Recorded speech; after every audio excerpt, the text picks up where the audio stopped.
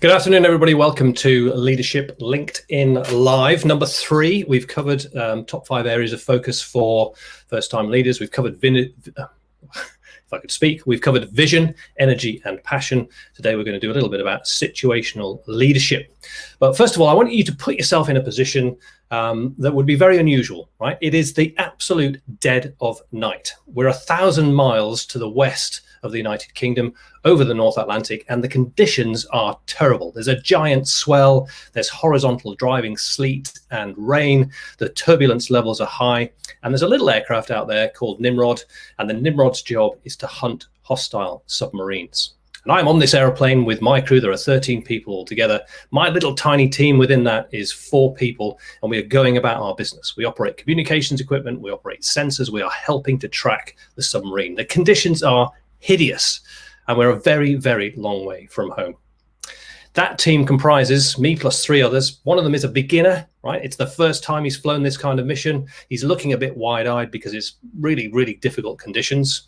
We've got a guy who's flown for about 3 years on the aircraft. He's got about 1,000 flying hours. Everything's going fairly well. His confidence levels are coming up. His confidence is coming up. I can rely on him to get on with the job. The other member of my team is now on his 4th tour on Nimrod. He's got 8,000 flying hours on the airplane. Nothing phases him. Confident in his role, he knows exactly what he's doing. Can you imagine, for me as the team leader of that group of people, how my leadership style has to change dependent upon the situation? Not just that terrible night where we're trying to fly the aircraft and catch that submarine, but the context and the situation of them and where they are in their development cycle. That's what situational leadership is all about. That's what we're going to talk about today. So we will come on to that in just a minute. Now, the thing I'd like you to write down first, it's a really obvious statement here today, but all human beings are unique. All human beings are unique. And when you begin to understand this as a leader, what you do is realize that the style that you've developed, which suits you, and the style which maybe other people have told you need to incorporate, is not a style that everybody is going to react well to. Yeah. So if all human beings are unique, if your leadership style can adapt to that depending on the context and the situation, then that would be a good thing, right? And that is what situational leadership is part of. So what do I want you to get out of today? I want you to get 2 things out of today, first of all. So at the end of this 15 minutes, I just want you to say, I'm glad I tuned in. I'm glad I've watched this video. I've learned something. It's given me a little bit of a prompt about something. So that'd be a good outcome. Second good outcome would be for you to say, I now understand that the more I learn about leadership, the more choice I've got. The more I know about these different leadership models, then that gives me the idea that I can choose one that suits the situation. Okay, so learning is good for you. The more you learn about leadership, the better you will be, because I believe that good leaders are made. Controversial, maybe, but that's what I believe. All right, so before we get onto situational leadership fully, I want to talk about something else, and that is about how you get to know your team really well. Yeah, because when you know your team really well, then their context and their development is better understood, and you can adapt your leadership style accordingly. Now, some of you may have heard of or used behavioral assessment tools like MBTI, the Myers-Briggs test indicator, the Belbin, Depono's 6 thinking hats, or motivational mapping. There's all sorts of tools out there for you to get to know your team better and to understand why they behave the way they do, which is, again, is a really important thing for leaders to understand.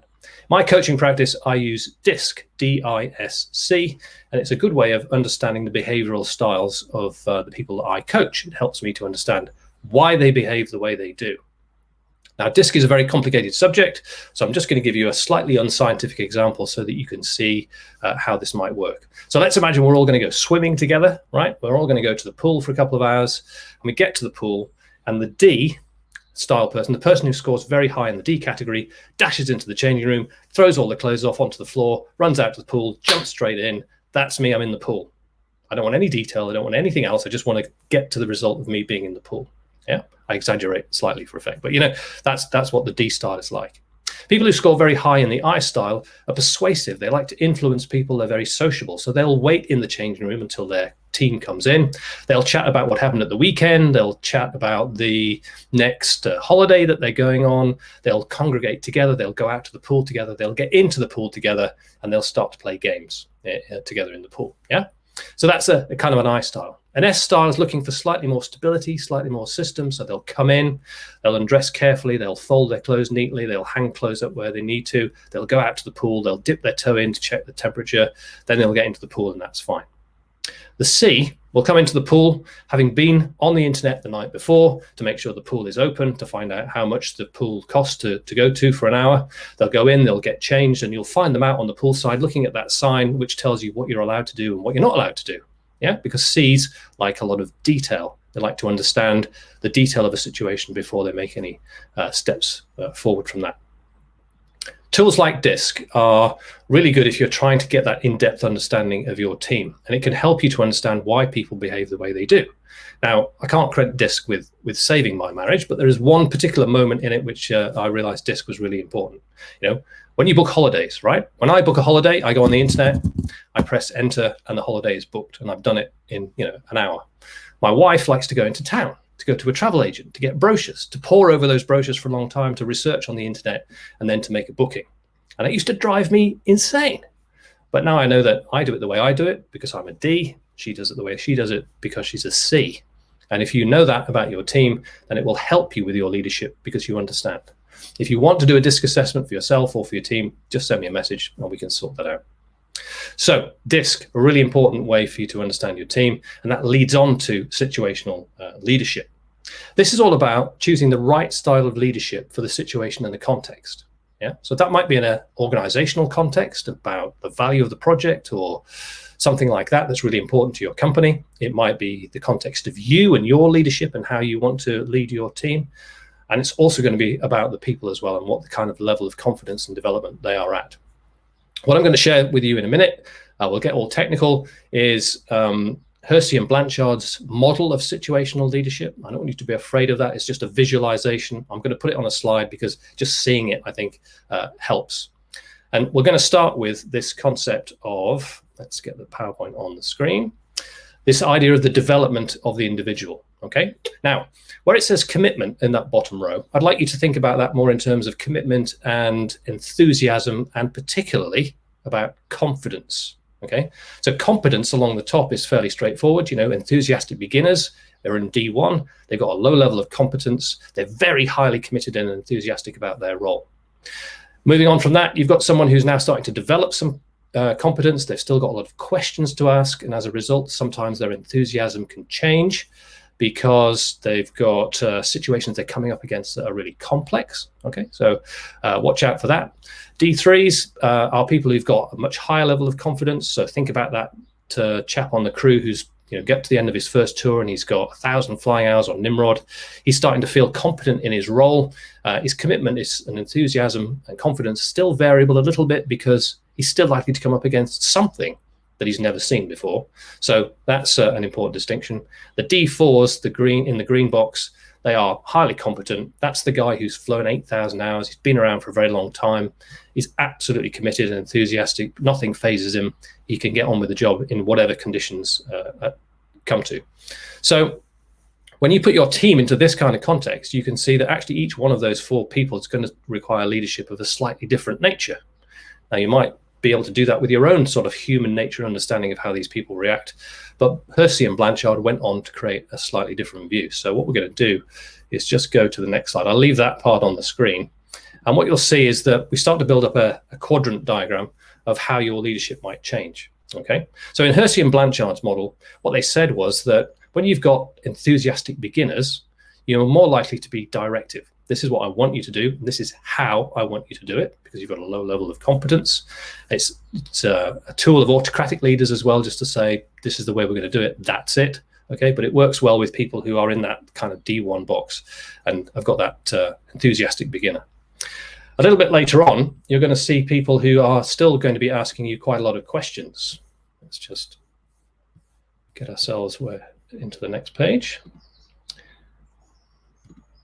So as people grow in confidence, they grow in competence, and they get to the point where they've now got lots of questions. In this box, you're going to get a lot more two-way conversations rather than the one-way box in the red there. So you might say to people, they've come to you with a question. Well, okay, I've got some ideas here, but let's hear what you think first. You're going to start coaching them through so that they can answer some of their own questions. They can become more confident about their role. Next in the list is employees who've been with you for a little bit longer, they've been in the team a bit longer, they're more competent, they're likely to be able to get on with work without you having to give them too much direction, but they're going to still come up against things that are a little bit unusual for them, and you'll need to support them when that happens. Yeah. And then finally, we get to the situation where you've got that very experienced person and you're in that part of the leadership, which is all about good delegation. So how do I tell this person what kind of outcome I want? And I know that when I do that, I can rely on them to go away and deal with the resources and the systems and everything else to produce that outcome that I want, simply because I'm in a position to delegate effectively to that group. So as a situational leader, as a leader in your organization or in your business, then you might find yourself on different areas of this curve every single working day, depending on who you're talking to, what their level of development is, what the context is for your business. Okay. So that is situational leadership model in a nutshell. Obviously, we've only really touched the surface there, and there's a lot more to learn. There's lots of internet resources. I would recommend simply that you go to YouTube to search for Ken Blanchard, or Amazon to search for Ken Blanchard. All of that information will be available to you, and you can learn a lot more about it. Okay. So I'm going to finish off with 3 tips for situational leaders, just based on my experience in the Air Force, on that Nimrod, of course, and elsewhere in my corporate career and in my 3 years as a business coach. And they are, to start with, develop a very deep understanding of your team. Okay, whichever motivational map, behavioral styles assessment you use, work out what it is that's driving your team. Because again, using that as a leader is a very important tool for you to understand why people react the way they do, why I can book a holiday in an hour, why my wife would take 2 or 3 weeks to do the same thing. It's just because we behave in a different way. So develop understanding and the conversations that you would have with people who've got those different styles. The second one is really beware of under or over managing teams in this kind of context. Okay, so sometimes you might find yourself being overly directive when you need to back off a bit, or not giving enough direction when people are looking to you to provide that. And the same with the support. You can be too supportive, wrap people up in cotton wool, not give them some independence. Or you can sometimes lack support when it's clearly required when someone's facing a very complicated situation. So be careful about under or over managing. And the final one is to watch out for the shifting context, right? So that group of 3 guys that I worked with on the Nimrod, they got better and better and better at their role the more hours they flew. The enthusiastic beginner moved up that spectrum, and your team, your business as a whole, will move up that spectrum. So it's very important to watch out for that shifting context, because as they shift, then you'll have to shift as well. You'll be using different leadership styles as that team becomes more competent, more enthusiastic, more confident in what they're doing. All right, so that's it for situational leadership. We've done it really quickly, 13 minutes or so just now.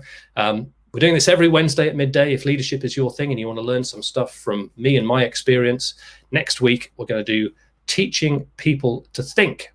Okay, it's one of the most important aspects of leadership because it reduces dependency on you as the leader if you can teach your team to think really effectively. So a little bit of coaching in there, a little bit of psychology around teaching people to think.